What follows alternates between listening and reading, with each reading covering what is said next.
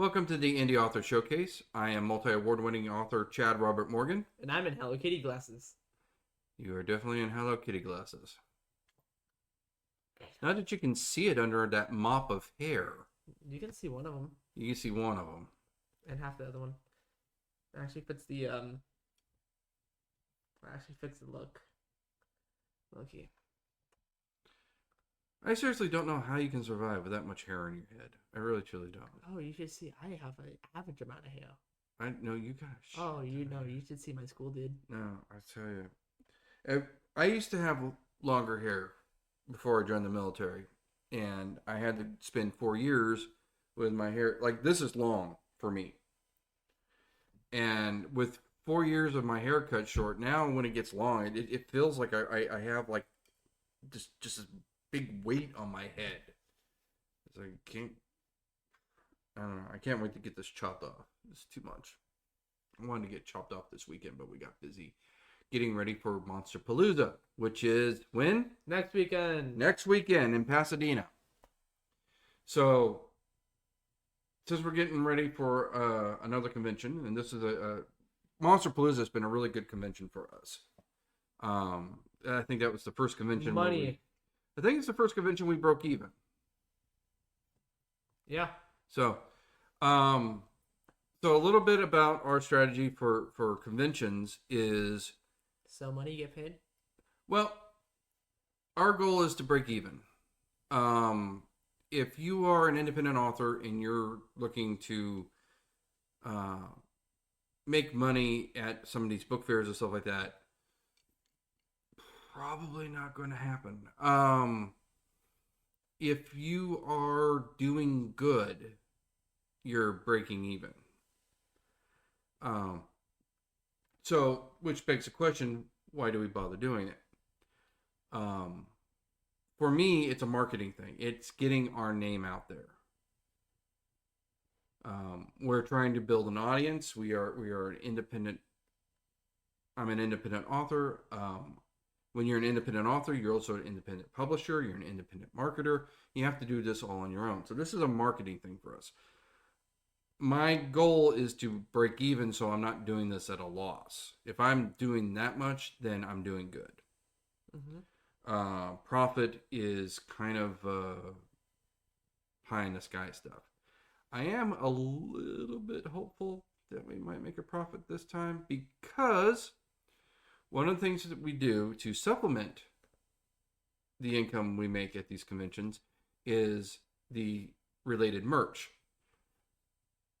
One of the things that we do is we 3D print the monsters from our novels and paint them and everything like that.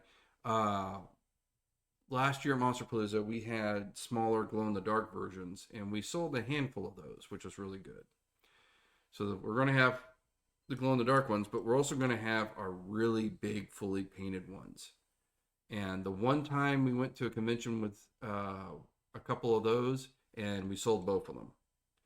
And when we were at WonderCon, we met a few people that were interested in the big ones, and we're going to be at Monsterpalooza. Buy the big ones. I am hoping that we are going to sell a few of those big ones. Spend $900 on all big ones. They're not that much. All three of them are. If you buy... Well, no, actually, all three of them together is... No, all three of them is going to be like, about $1,000. Yeah, no, I'm correct. 3, 6. It's actually more than $1,000 at full price. It would be almost $1,200. When it comes to money, don't doubt me. That's what they say. Well, actually, if you buy two of them, it's about $900. Because the Monogal is $450, and the other two monsters are well, we haven't priced the Tick Balling yet. Dog Monster's $350. I'm guessing Tick Balling's going to be about $350. So, but since we're talking conventions, let's talk a little bit about sales strategy. What do we do to get people interested in buying our book? Because that's the important thing. Like if we're selling T-shirts, we're selling 3D prints. That's just a supplement, right? What we really want is to sell books. right? Right. So, how do we get people interested in buying our books? What are some of our go-to sales techniques? What has worked for us in the past? Filipino mythology. So, it is a very unintended consequence, but one of the things that has worked well for us is the fact that the Baby Eater is based on Filipino mythology, and we have gotten a lot of book sales by people coming up and saying, my mom used to tell me stories about that. Or, back in my country, we used to have a creature like that called a mananagal. Oh my God, that is a mananagal. That kind of thing. So we've had a lot of sales based on recognition of the monster from the culture, right? Um, so that's worked in our favor, and that was an unintended consequence. We didn't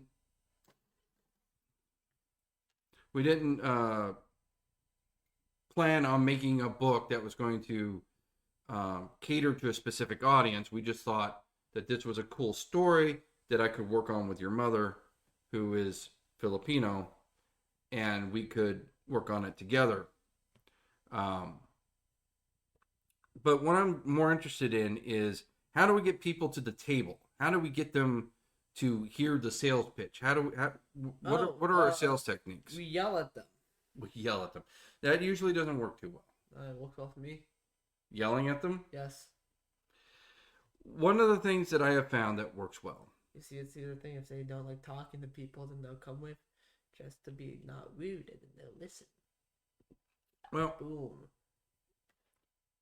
I think you're landing on a key point, which is you have to strike up a conversation, right?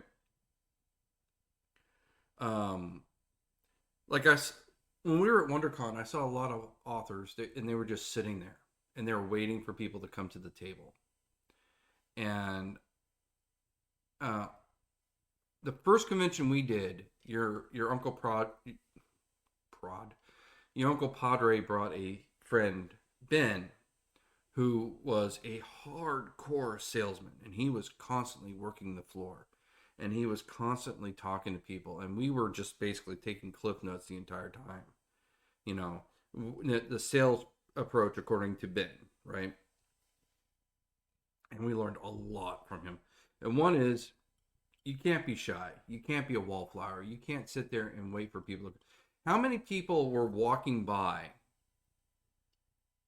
and we would strike up a conversation, and then they're like, oh, you wrote these? Oh, these are books? Oh, they're so inundated with because everybody, all these booths, they're going to have banners, they're going to have glowing lights, they're going to have all this stuff, and it becomes white noise after a while, right? Nobody is going to any of these things looking for you specifically unless you met them in a previous con, right? So, you have to get their attention. One of the things that worked well for us is having the big painted mananagal, right? Because like even at Comic-Con, we didn't sell anything like that at Comic-Con. But it got people's attention. People wanted to come over and see the statue. They wanted to take pictures of it, right? So that worked in our favor, even if we didn't sell any. The one thing that I find is very helpful is if you have something to hand out. Like bookmarks. Random example. Easy. That's what we're going with now. We saw people doing that at HorrorCon, and we're like, well, why didn't we think of that? Because we're selling books. Bookmarks should have been like the most obvious thing. But the first time we did Monsterpalooza, we did hand out flyers. They're like basically bookmarks. Well, except they're bigger. They're like this, Basically bookmarks. If you fold it in half, it's a bookmark.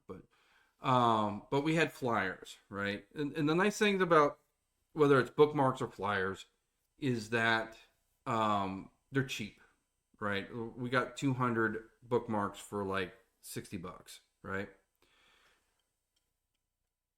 Other things we've given out in the past are fridge magnets that have our website on it. That went over pretty well. again, you want to give them something that they'll keep. Not something that they'll just crumple up and throw away, which is why the flyer didn't work as well, I don't think. People might keep a bookmark because it's useful. People might keep a magnet because it's useful. But you want something that they're inclined to keep and is very, very cheap. Right? Because you're going to be giving away a butt ton of these, right? Yeah, small amount, as they say. Small amount. So we did that at WonderCon. That worked really well. And it's a great way just to get the conversation started. You hand out saying, would you like a bookmark? And at least half the time, they'll stop just to be polite. Right? Mm-hmm. Sometimes they'll go, no, I'm not interested, or no, thank you, and everything like that. But most of the time, at least half the time, especially if you talk to the ladies, I've noticed this. The ladies are more inclined to be polite. They're more inclined to stop and accept out of politeness. I've noticed that. Wow. So again, it's not like I'm taking a poll, but it always seemed to be that if there was a guy and a girl, like a couple, and I tried to hand it to the guy, they would walk off. If I tried to hand it to the girl would stop, and the guy would kind of get that like, oh god, she's stopping again, kind of look, kind of like. Well, or maybe you're biased and sexist.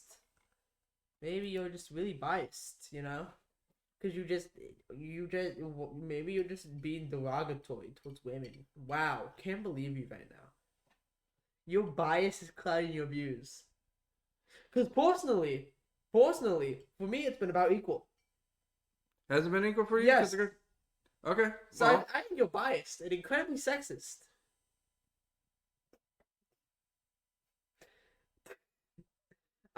You're trying to get us canceled again. I'm not joking about the equal part. No, that part is correct. I'm not.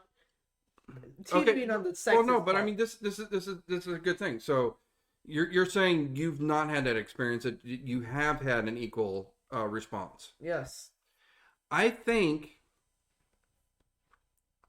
you have an advantage when it comes to selling the books or getting people's attention because you're young. Because I'm cool. No, because you're young. Like I don't know how many times I've stood there and you're doing your sales pitch, and they looked at me and says, "Oh, you got them trained good." Like they like hearing it from you. I'm just that charming. Because you're 16. Because you're a kid. I got that. Oh, let me pull up the quote. Give me a second. What quote? Give me a second. To quote my friend, I have pretty boy privilege. Well, okay, so you're using your pretty boy privilege. They're more likely to talk to the young boy than the overweight old fart over here. Yeah. Excuse you.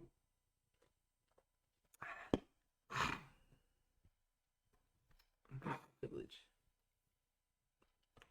I don't think I've ever been more glad when someone ever called me that I had pretty boy privilege. Whoever called you pretty boy didn't see all the zits on your face. Anyway. Wow. Anyway. So for me, the important thing is to start the conversation. And that is usually very helpful if you have just a question or something to hand out, right? Like the bookmarks are really helpful. When we were at WonderCon, one of the things that we did was because we had such a variety of authors, I was trying to get the authors to work together to get the right reader to the right author, right? Friendship, power of friendship. Well, it's the same philosophy of this podcast. The idea is to work together, not compete with each other, because people who are avid readers tend to read specific genres, right? They're horror fans, or they're fantasy fans, or they're romance fans. Or they all about whatever 50 Shades of Grey is. Yeah. Hard smut. That's what that would be. Point being, they like what they like. And if someone comes to my booth and they see a horror novel and they're not into horror novels, they're not going to want to buy it. Yeah. And no amount of sales pitch is going to fix that, Yeah. right? But if you go over to that guy over there, Thomas Bonafont, he has some really good hard smut that you can read if you're into that. Well, we did that actually at WonderCon because there was actually one booth that was. Oh, yeah, you forgot. Yeah. There was someone who was hard smut. Ooh, Yeah. Yeah. Oh. Yeah, I think their book covers were like Futanari fantasy. We've talked about this before. Forgot about that. Yep, no. Like that. I mean, that was like hard. Like that wasn't even like. Not even subtle. Like one of the other authors is Cynthia Diamond, and we're going through her book now, and we'll talk about her book in a future podcast.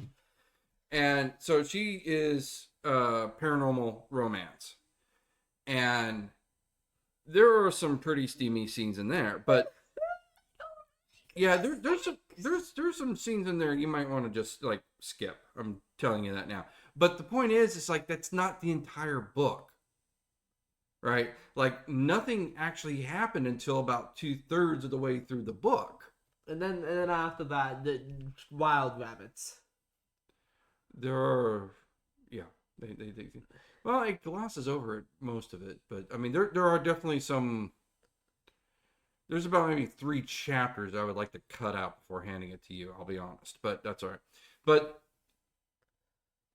point is that is actually a book that has some raunchy stuff in it. Those people that were way at the end of it, they didn't have a story. They just had just the raunchy bits. That was just nothing but wall-to-wall raunchy bits. Yeah, just the hardcore smut. Yeah, hardcore smut. The worst part is they got quite a bit of attention. Did they really? Yeah.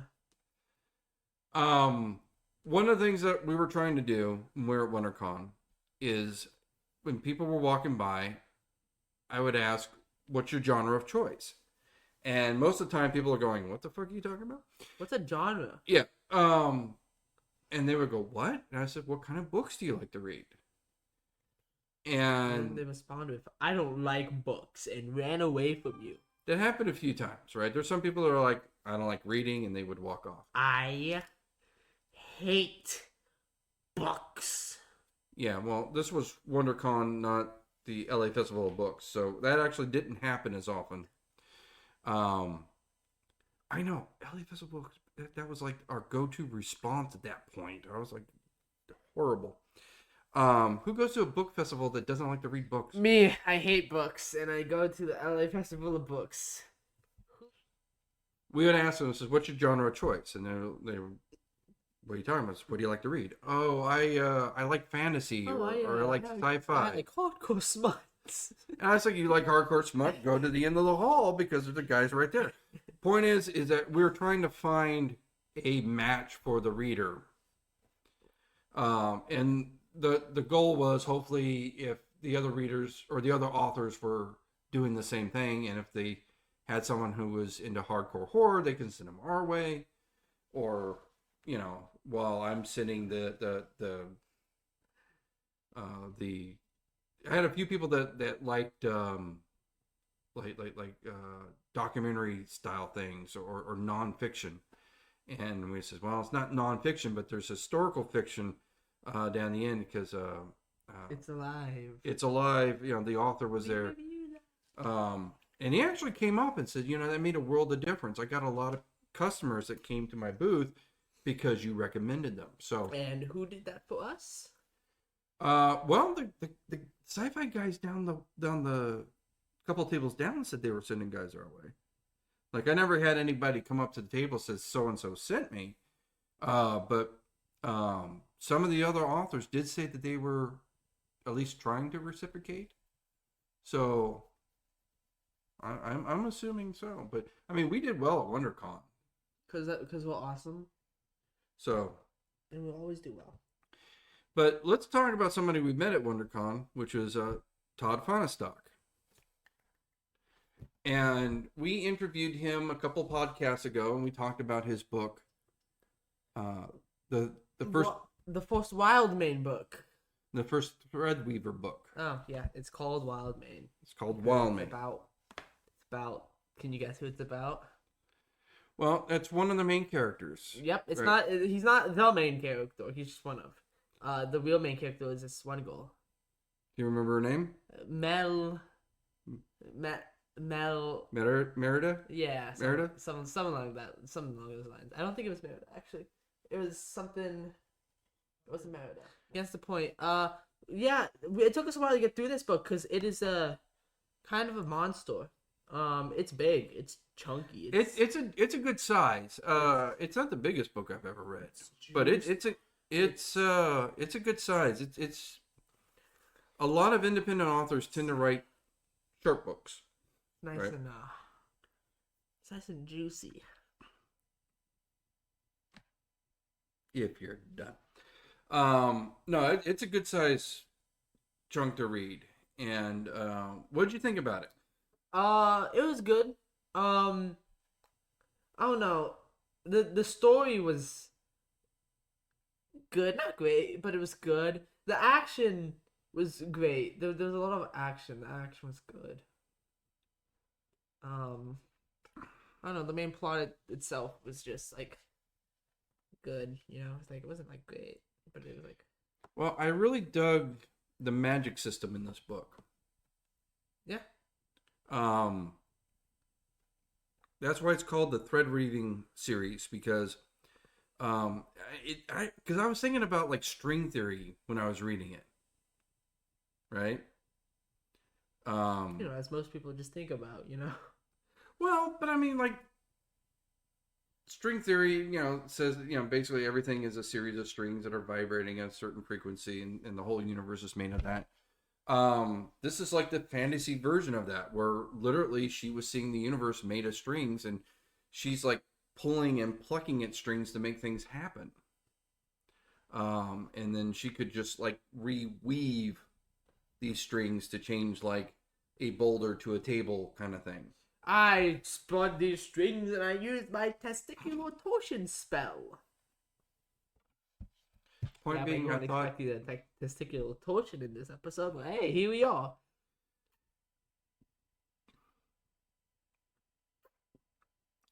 Point being, I thought the magic system was, really interesting and creatively designed, right?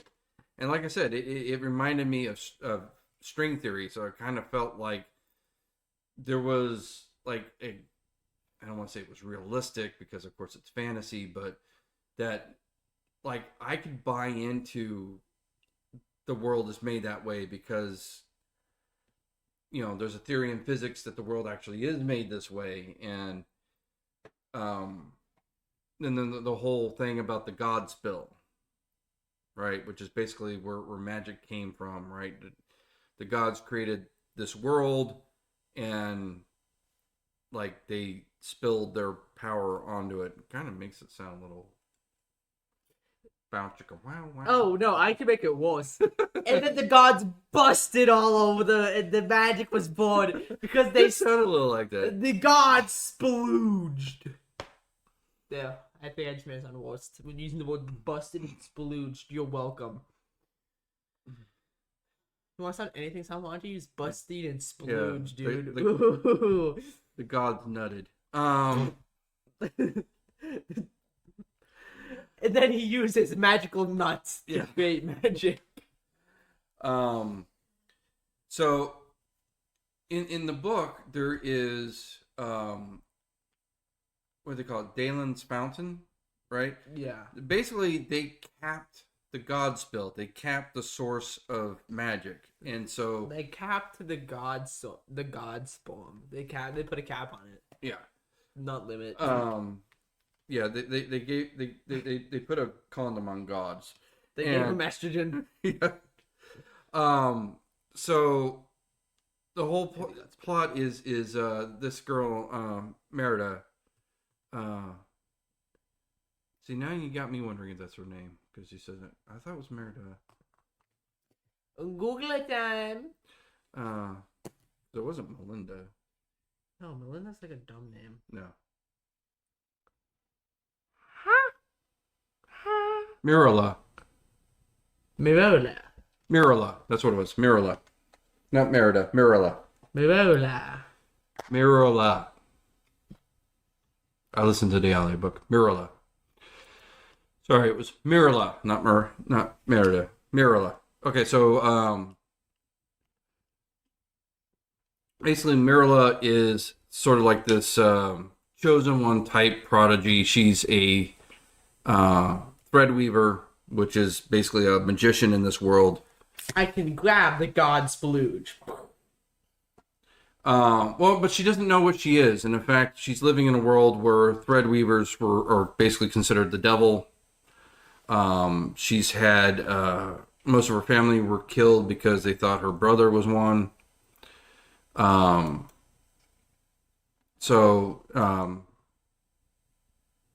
This guy Orlin comes in and says, "Hey, you're special, and you can help me bring magic back to the world." And so they go. That's what starts the journey, and the idea is, the fountain has been capping the magic from the world, and because of that, the world's been dying.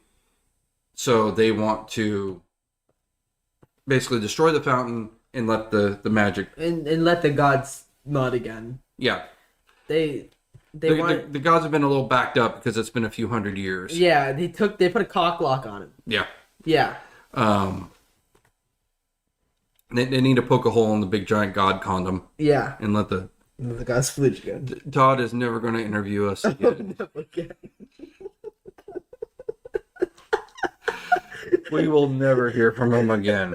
Oh boy, next one to come is gonna be real awkward. It's going to be a little weird. Did you say? We really are burning bridges out here today, aren't we? Oh, we are today. Yeah. We do like Todd. I don't think he's going to like us anymore after this. Oh, Todd's fantastic.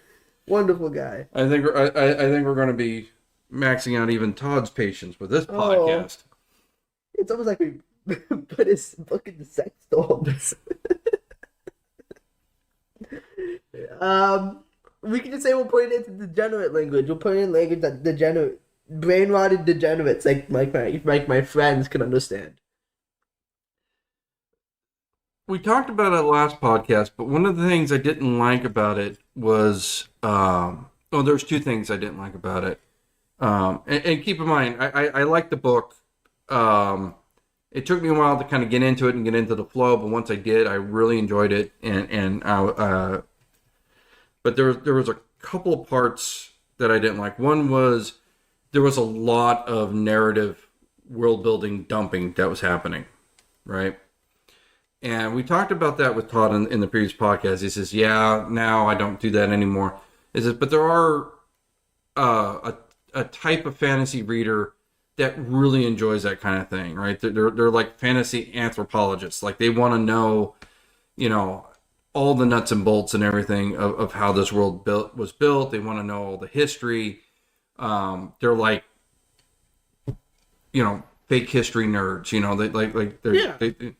So, okay. I actually know that it isn't God's nuts. Point being, I found that part like a little tougher to chew. Like it not that it wasn't interesting, but it was like, okay, yes, we get it. We're in a history class right now, and I wanted to get into. And Todd was saying that in his later books, he doesn't do it that way anymore. It's more, the narrative is, or the history is more naturally woven into the narrative, which is what I would like. So I kind of want to read his later books, to see how that goes. Because that was one part that was a little hard for me to chew through. The other was, and we mentioned this in the last prologue, or the last podcast, that prologue seemed to go nowhere. With the unicorns. I like the unicorns.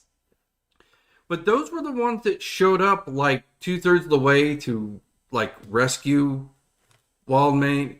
Like remember, like there was like this Deus Ex Machina, like 2/3 of the way through the story, and the one person's like, "No, let me stay. I know Metaphase from 300 years ago," and it's like, "Nope, they can't see us. They can't know we were here, and we're gonna." And I was like, "Okay, I get that this is a long, sprawling epic, and I'm guessing this is going to make sense later, but." I'm of the theory that book one is book one is book one. You tell a book, right? You tell a story. Like, look at the Harry Potter series. There's an overarching storyline that goes through all 7 books, right? But each book is an individual story with its own beginning, middle, and end, right? There isn't like, the Goblet of Fire didn't end when he went into the maze and it was like to be continued, that kind of thing.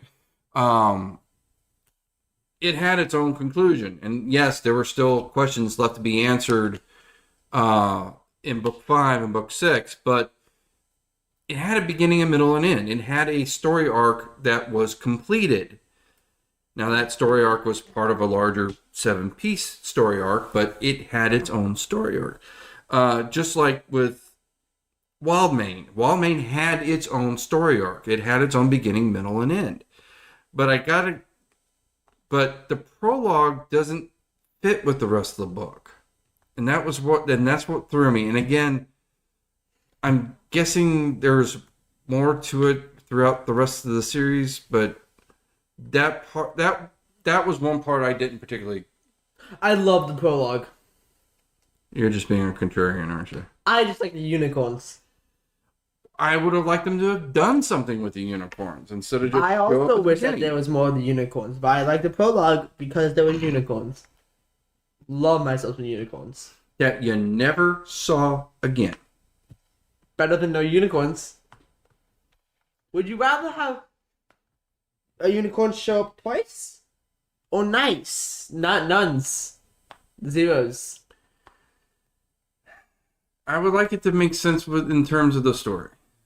I would like there to be more unicorns. But that's just me.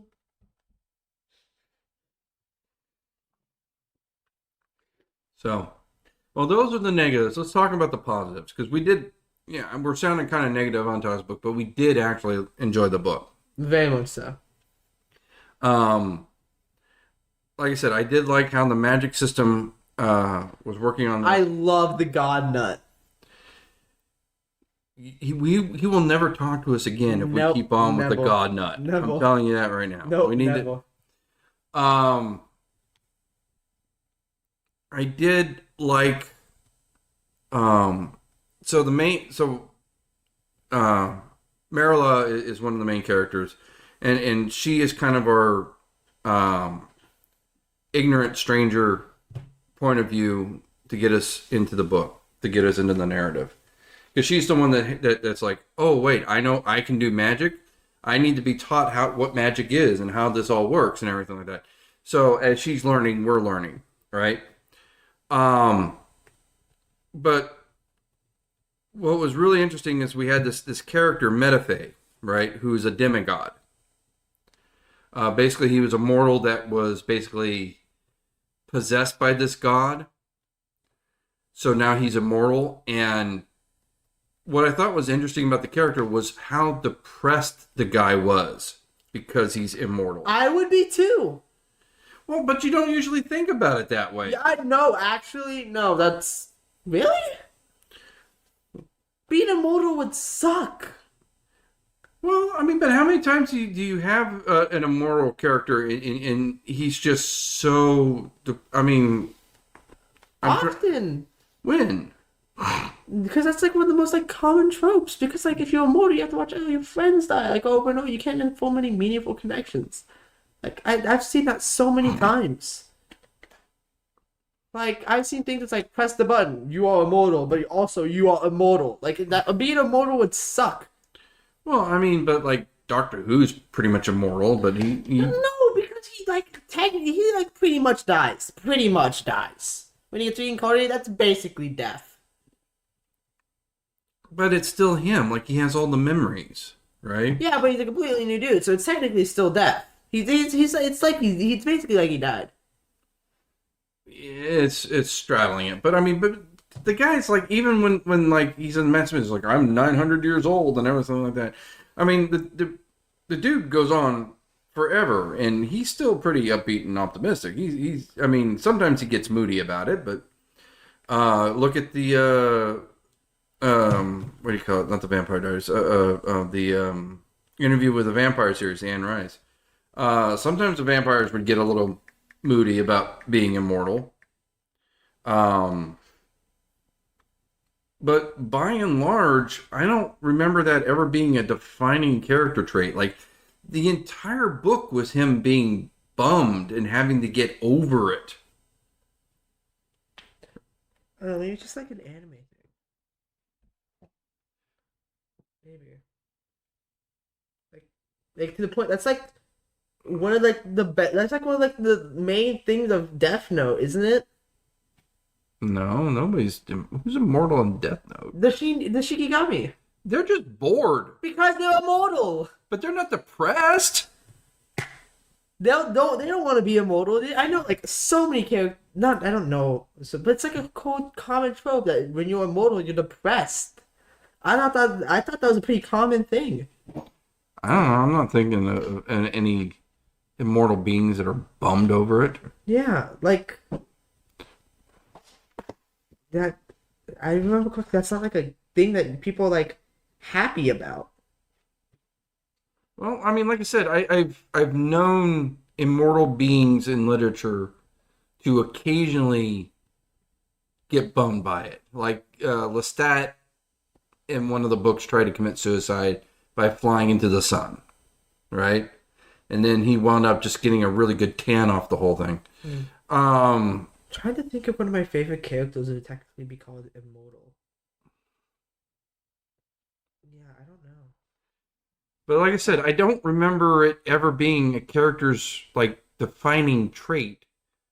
Like, the whole story arc was about him getting over the fact that he's immortal and dealing with depression, basically. Yeah, I'd be pretty depressed if I was immortal, dude. That'd suck. I wouldn't mind it.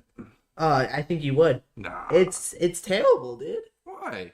You watch everyone you know die, so you can't form meaningful connections. Dude, have you seen what our family has gone through the past few years? We're watching people die left and right anyway. Okay, that's kind of true. Yeah. But it's like, hey. And then, like, you would get bored after a point, wouldn't you? I mean, you'd still feel pain. Like, what are you gonna do after all this time? You're just gonna, like, oh, man. I think it would be fascinating to watch the family evolve over time.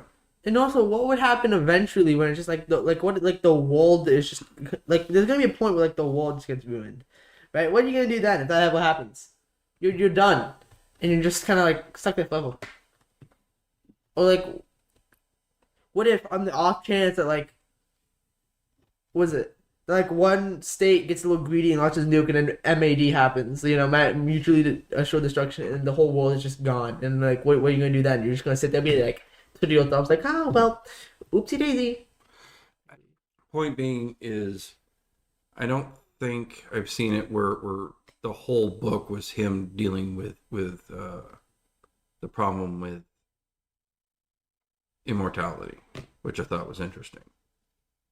And like you said, it kind of makes a little sense if you think about it. But I don't think anybody's really played with that concept that far. You know what I mean? Like it's been touched on, but I mean, this was like I said, the whole book, the whole point of the book was getting over his depression. Yeah. We all been in short in time here. Okay, well, let's wrap this up. Let's talk about our convention schedule. Let's wrap it up by discussing our convention schedule.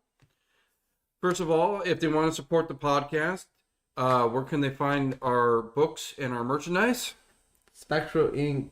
No. No, shopspectralinc.com. Shopspectralinc.com, where you can find links to all 5 of our books, as well as our t-shirts, our book bags, our 3D prints,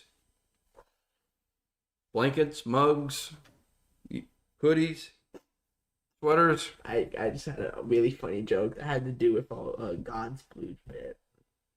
Moving on. Angelic Con. Yeah. Yeah, no, that's Has Been Hotel. Anyway. This is my monster condom for my Magnum dong.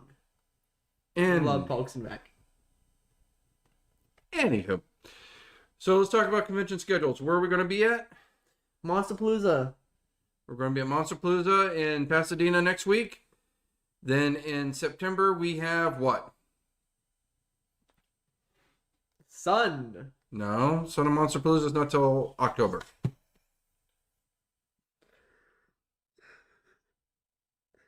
What? I don't know. What do you mean you don't know? I don't know what's next. What? September. I don't know what's in September. I'm scared of September. What's in September? Well, we have HorrorCon, followed by Creep IE Aftermath. And then? Well, then it gets to be October, and we have Son of Monsterpalooza. What? I'm scared. Of what? Children. Children aren't terrifying. They're pretty spooky. Yeah. They're pretty scary. Well, we haven't been approved yet, but if we wind up with Creep It Real Festival, that we're going to have to start dealing with some children, because that is a big fun one in Santa Ana.